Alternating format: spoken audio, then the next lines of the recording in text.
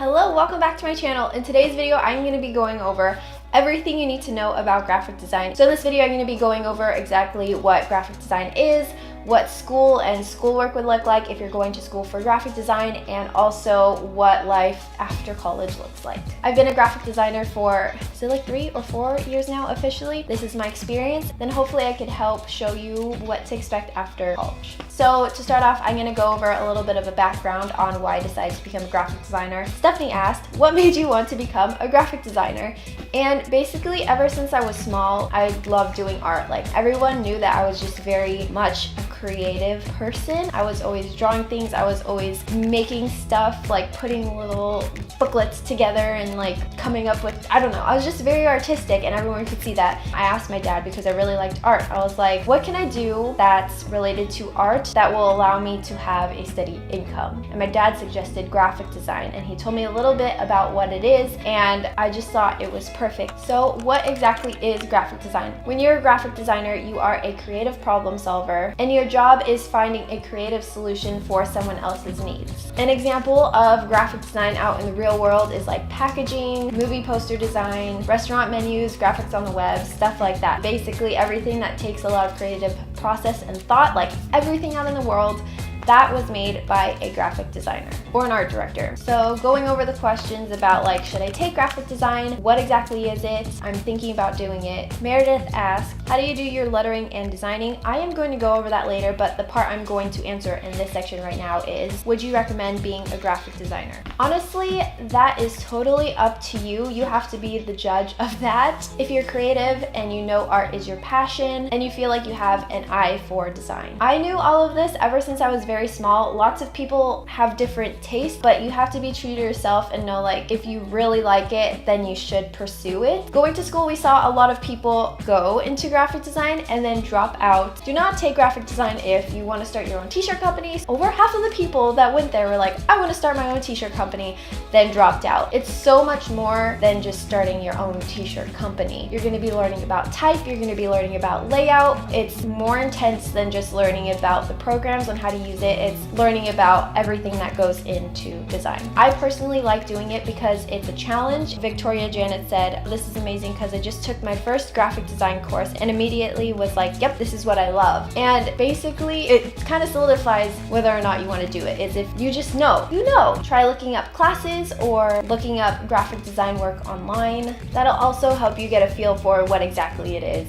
So now we are going to be going over misconceptions. I saw a lot of comments online saying like, if I want to be a graphic designer, should I learn to code as soon as possible? Did you take graphic design classes before starting college? If I don't know how to draw, can I still apply for a graphic design major? I remember I was so scared when I first started going, but then you have to think of it this way. It's scary because you don't know what's to come and what it entails, but you're going there to learn. Like you're not expected to go into a graphic design course knowing everything because everyone is in the same boat as you. No one knows what's going on. A few people may have taken like graphic design classes in high school, but that's just like very beginning, if anything, and it's not even that much experience. Like they may know how to work the programs, but there's so much more to it that no one in the fundamental classes has learned yet, and you're going to be taking it very slow. If you don't know anything about graphic design but you know it's something you want to do because you love creating, then don't even worry about it. You don't need any experience. They will help you with literally everything. It's fine. So now we're going to talk about schoolwork. Nika Gabrielle asked, hi Jasmine, where'd you go to college? Do you do your lettering on your iPad or do you own a drawing tablet? I'm going to get to that whole thing afterwards, but right now I'm going to talk about school. Different art schools teach different things. I went to the Art Institute, and this is basically what my experience was like. You start off with basic classes. The classes get more involved and advanced as you go along. Like we took grids and layout, typography, package design, branding, which is like logos and corporate identity type things, advanced illustration, which is basically like where I learned Illustrator. Those are the types of classes that you'll learn. Also, something to note about schoolwork is the projects will take a long time. Be prepared to pull a lot of all-nighters, even though people from the outside are like, oh, you're going to school for graphic design. It's not even that hard. Like, it is hard. I'm gonna use the example of math. Math is very difficult, but at the end of the day, you have one final solution. There's one answer that works. Graphic design is different. There's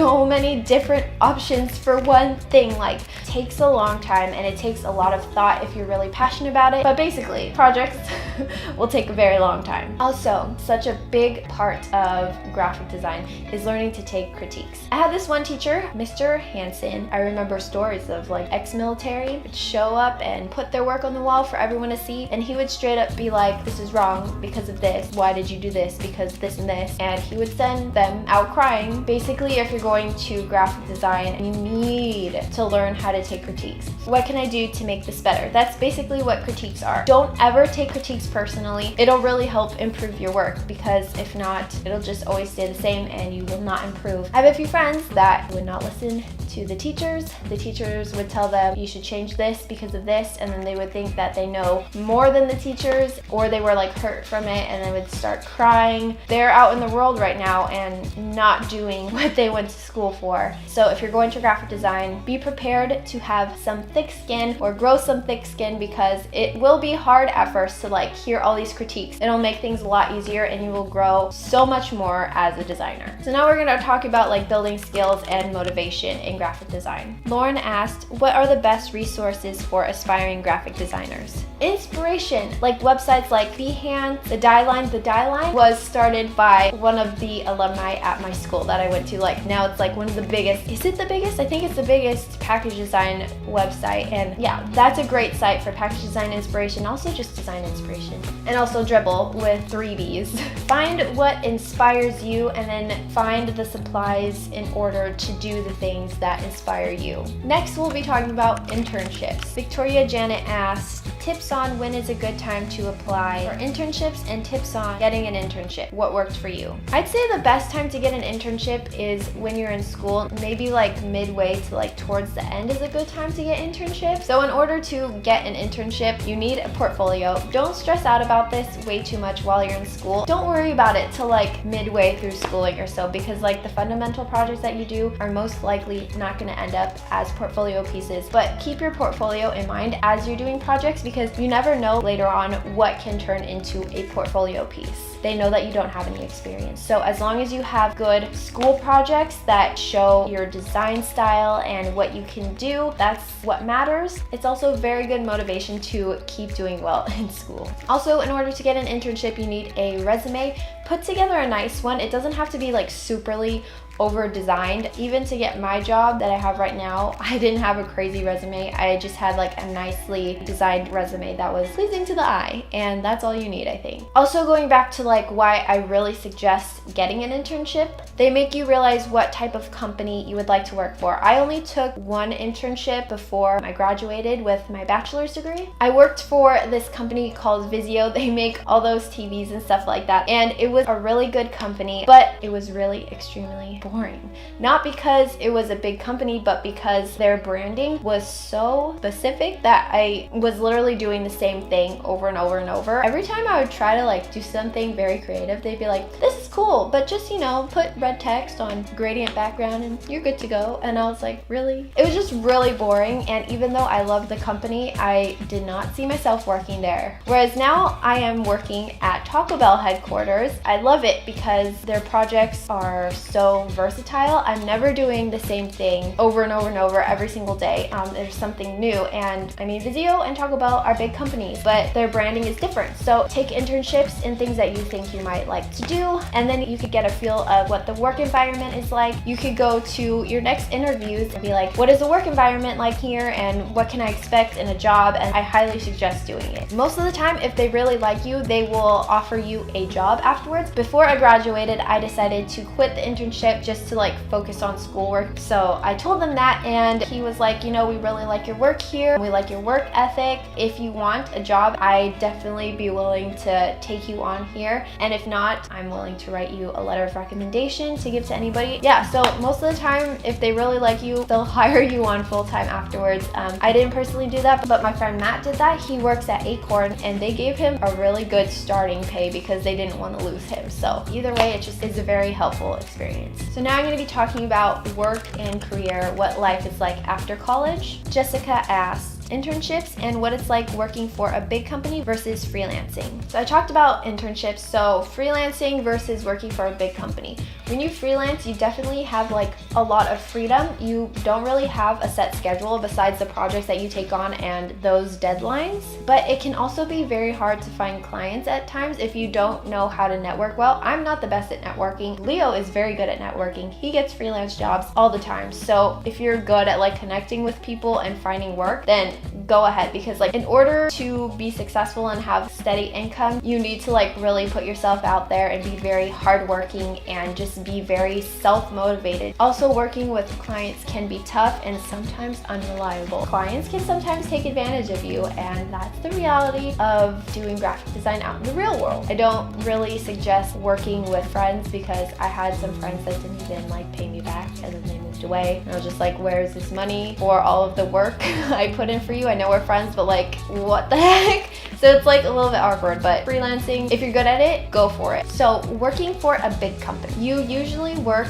9 to 5, 40 hours a week. The upside is you have steady income. So you have a steady cash flow coming in, you can pay all your bills, you don't really have to worry about that. You're good to go. You will like it depending on your taste and if the company you are working for is your style. Honestly, I bounced around a lot before I found the job that I'm at right now. First, I worked for this company called Nail Art Society, and I loved the company, but it was just so small and I was not getting good pay at all. It was very random and sparse payments and just like, am I getting paid right now? Am I coming in? I really loved the people working there. It just was not very reliable, even though I wish it was, because that was such a fun job. After that, I ended up working at this small little company in LA, and it was like the worst experience of my life. They were like the shadiest people. I won't say which race they are, but they only hired people of that specific race. Me and the other designer and the social media person who also came from Nail Art Society. All three of us worked in this small, cramped, tiny little room with no sunlight. The rest of the people of the same race worked in this really big, bright room with lots of windows and air conditioning that worked, and we were just on this other little room, and I was like, maybe this is like the design room. But come later, another person that they hired on as a designer, she had no experience. She did not know what she was doing. She was supposed to work in the room with all the creative people, but since she was of that race, she ended up going in the other room. And then I was sitting in the other room with no sunlight and getting crap pay. Yeah, we were just sitting in there like, what the heck are we doing? And they would say, if you work harder and you go faster, then we will give you maybe like a 50-cent raise. And I was like, are you kidding me right now? It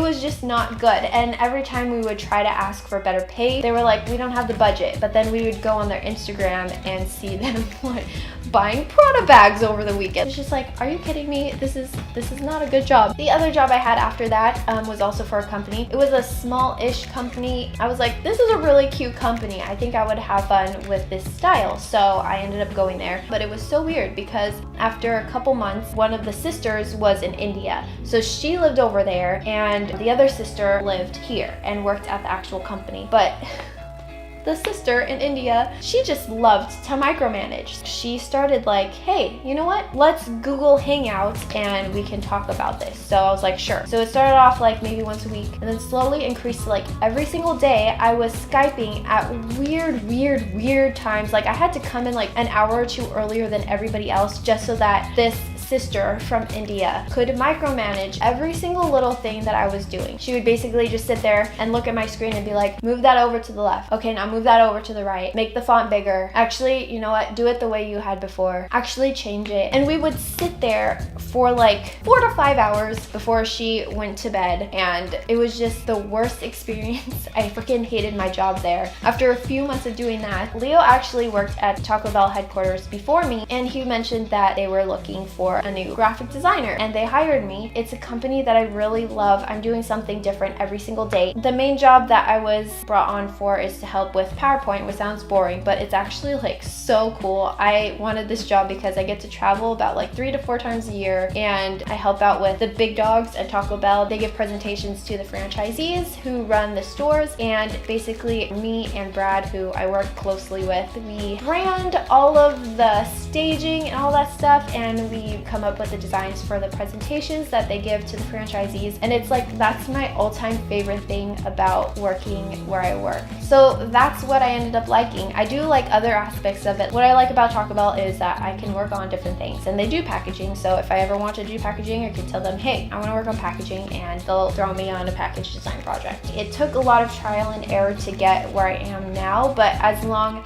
as you find a company that you really like, it'll all be worth it in the end. Sky Collins asked, how experienced do you have to be to get a good job in graphic design? I actually kind of touched on this already, but it depends on the company and it depends on what you can provide to the company, I guess. In the job that I had in LA, there was that girl who didn't really have much experience, but then also they were not the best company. At the job I'm at right now, they've hired straight out of school with a bachelor's degree. It does help if you've had an internship or some sort of experience, like if you do freelance on the side before you get out, that shows that you're able to like work with people. That's a suggestion that you could do. It really helps if you have a degree. The lowest one I believe is associates, but it's even better if you have a bachelor's degree. Not all companies will take associate degrees seriously, and also if you have a bachelor's degree, you're more likely to get better pay.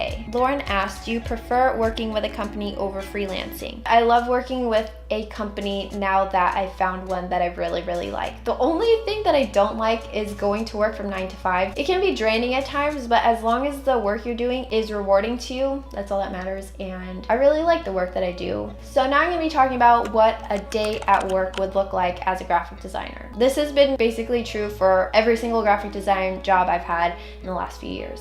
I get into work, usually they'll have like meetings and talk about like the projects that are going on and who needs to do what. Sometimes you'll have someone who assigns the project. At this job, her name is Vivian, and she will just go around taking people's requests for design work and she'll distribute them to the different designers. You'll try to brainstorm ideas for the project. You'll come up with a few initial concepts, and before you send out those concepts, go try to talk to other people like, hey, what do you think of this? How can I make it better? Which ideas are going in the right direction? So after you talk to those people, you'll put together your initial concepts and you'll send them off. For me, I hand them to Vivian and she'll go into a meeting. So after that, you'll get back their feedback and you'll know where to go from there. Sometimes they love it, sometimes they love half of the things you do, and sometimes they're like, actually, I don't want to do this. Let's go in a completely different direction. Sometimes projects can be really easy and they're like, perfect, it's great, send it off.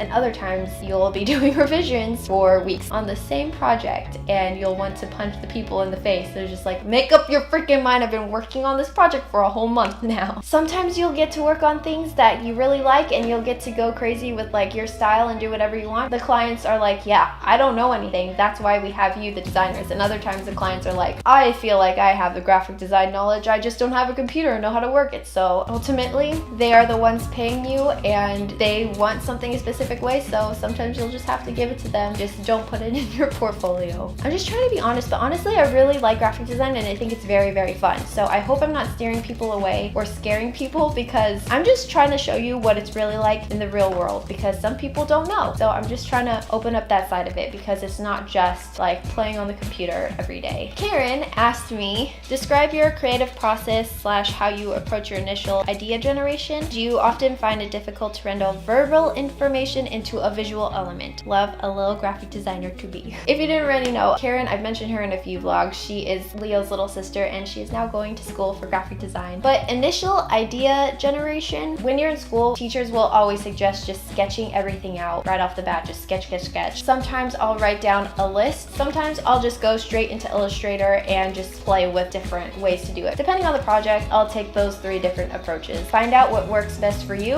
and do that. Usually the first few ideas that come to mind are the ones that are very obvious that everyone will think of. So as long as you're like sketching out different ideas a lot and writing things down, that's when your brain gets to come up with all these other ideas that most people wouldn't think of. And then rendering verbal into visual. It can be kind of difficult if the client is saying like, make it pop, or I want it edgy, but they don't really say anything else. I always ask clients for inspiration. Then from there, usually you'll show them and then there might be revisions revisions. There might be more revisions off the revised first initial concepts, and then you give them the final. If they don't give any inspiration besides just like, I don't know, I just want it to pop, I will take those words and research poppy designs or like edgy designs and kind of get a feel of different types of poppy designs or edgy designs, and I'll go, oh, actually I like this one, let's go this direction, can we see more concepts like that? And then I'll go in that direction. If they can give you inspiration, that's the easiest because you can definitely see where they want to take their project. You guys can go from there. As you can see on this channel, I also like to do brush lettering, which I guess is an aspect of graphic design, but it's kind of its own thing, but I took that and just applied it to my work. Meredith asked, how do you do your lettering and designing? And then Isabel said, I don't know if this is related with graphic design, but how do you do brush lettering on Procreate? I'm not a pro at this at all. I literally just started a few months ago, but since people have been asking, I started off using pens. I'll leave the links in the description for everything. The only reason I use Procreate is it eliminates a lot of steps that I would have to do if I was doing all the hand lettering by hand. So that's why I use Procreate, and that's how I use it. Claire Marshall actually put out a tutorial on how she uses Procreate, which I think it's very similar to how I do it. So I'll have that linked in the description because she's probably much better at explaining it than I am. Yeah, I'll just link that in the description. Okay, now I'm gonna be talking about the hardest things about graphic design. Hannah, hi Hannah, asked, what's the hardest thing about graphic design? That mostly depends on the person. It could be taking critiques if you don't like that aspect of it. It could be concepting ideas, and it could be revisions. For me personally, I think the revisions are what really gets to every single person who's in graphic design, because like revisions could be real quick or they could just last forever and ever and ever. I think everyone would agree that revisions are just the worst part because they can just go on forever. And with all of that being said, that is basically it. This is everything that I've learned. Just remember to be honest with yourself if this is something you truly want to do, because it is a lot of hard work. It's not just like playing around on the computer, which I think a lot of people think it is. It takes a lot of hard work, but it's very rewarding. So basically, I've just been recording for an hour and a half. Hopefully I can cut this down so it's like actually reasonable to watch. But yeah, I hope this helped you, and I'm just gonna end this right here because you're probably tired of listening to me rant. Thank you very much for watching. If you've liked and subscribed and all that, seriously, thank you so much. It really means a lot to me, and I will see you next week for my next video. Bye!